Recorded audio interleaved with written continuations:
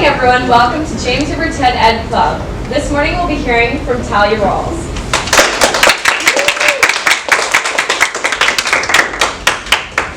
Hi guys, my name is Talyah Rawls, and today I want to talk to you about why the world is a little more confined than what we think. This is my little sister. She's 11 years old and she's in the 5th grade and she loves to eat sandwiches.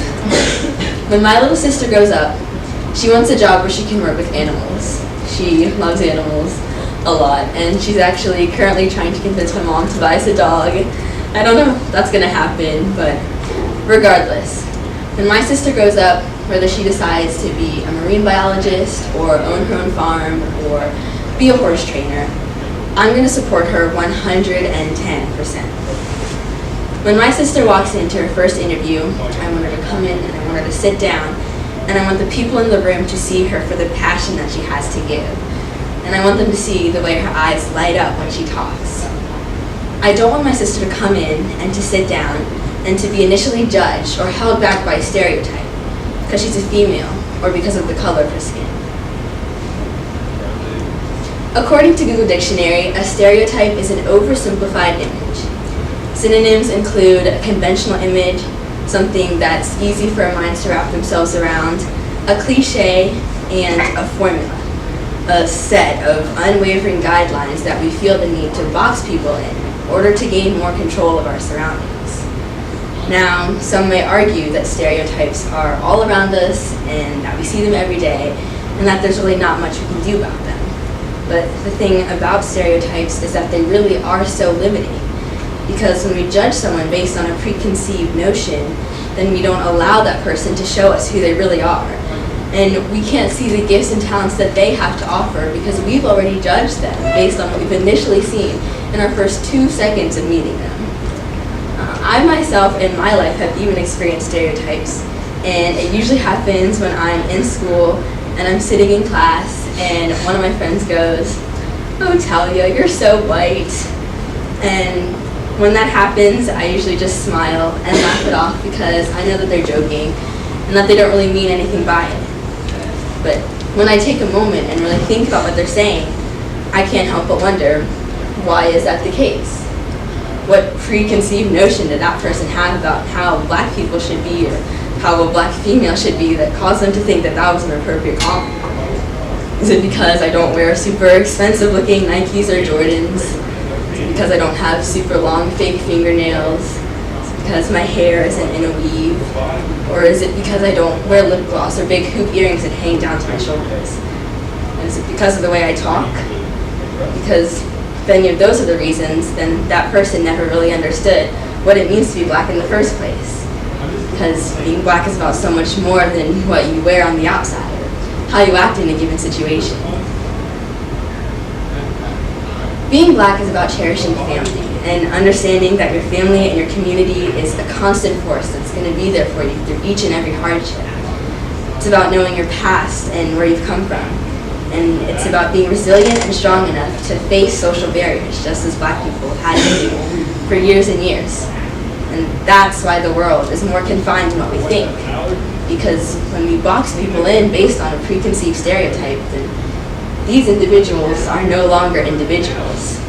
They're oversimplified images, conventional notions, cliches, and formulas. Now, I want you to take a moment and picture what life would be like if there were no more stereotypes at all. Just imagine all the creativity and the ideas that we'd see flowing around, and the opportunities that individual people would have, and the progression that we'd see as a society, and the peace that we get to see worldwide. And now, I want you to take a moment and imagine what life would be like if we judged every person that we encountered based on a preconceived notion. Imagine the contributions that we'd have to live without, done by people who were brave enough to push past barriers. People like Franklin Delano Roosevelt, a man who gave jobs to the jobless in the peak of the Great Depression and who led us bravely into World War II. A man who at age 39 was diagnosed with polio. He was a cripple, lame, disabled, and yet because of his unapologetic behavior, Hope was given to the hopeless in one of our country's darkest times. Katherine B. Johnson, not only is she, or was she black, but she was also a black female. And yet, because of her superior mind, we were able to put the first person on the moon. And because of her contributions, our feet were no longer grounded, and neither were our dreams. Malala Yousafzai, not only is she female, but she's also in her youth, and yet she is one of the most passionate advocates for peace of our time. And her voice will continue to ring true as long as there is still judgment and mistreatment in our world. So, what can our generation do? The thing about stereotypes is that there's no simple 3-step formula that we can follow to get rid of them. And I'm pretty sure I speak for all of us when I say that when we watched Reggie Watts' TED Talk a few weeks ago, it only took a few seconds for us to all come up with a judgment based on what we initially saw on the outside. And I myself have definitely been guilty of playing into stereotypes, and I'm still learning what it means to be a black person and learning what I should see as acceptable and appropriate and what I should see as not so acceptable and not as appropriate. And it's hard because I've grown up in a mostly white community for most of my life. And so the question remains, what can we do? Well, I think that we can be cognizant of the fact that stereotypes are real. Just like with any problem, if we try to ignore it and put a smile on our face and pretend like it's not there, then progress will never ever be made. And when we meet someone, we can let them talk for themselves and we can listen to what they have to say. Because listening is how we get closer to understanding, and it's how we connect with other people. And we can try to get to know people for who they really are, or at least try to put ourselves in their shoes.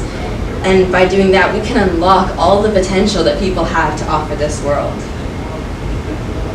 And if our generation is willing to give that a try, then I can be rest assured in the fact that when my little sister walks into her interview room and sits down, the people in the room will see her for the passion that she has to offer. And our world will become a little less confined and a little more open. Thank you.